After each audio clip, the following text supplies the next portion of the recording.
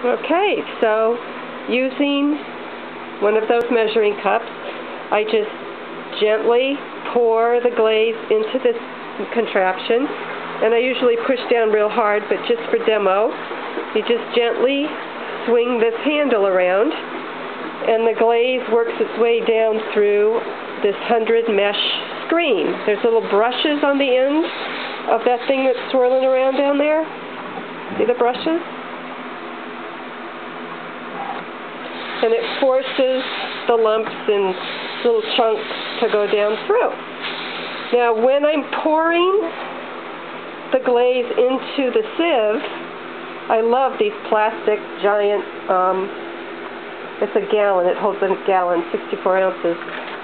They have this lovely little ridge here so that when you pour it in, you have something to sort of rest it on, and it makes splatter a minimum.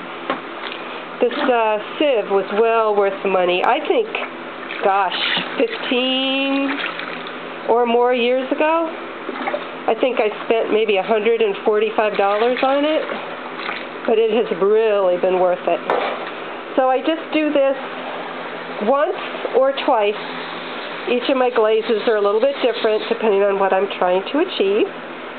And then, once it's all sieved, I test it with my hydrometer to see if it needs any of that extra 44 ounces of water. And I add it slowly and keep testing. So I'll try to show you that too. Okay, thanks for watching.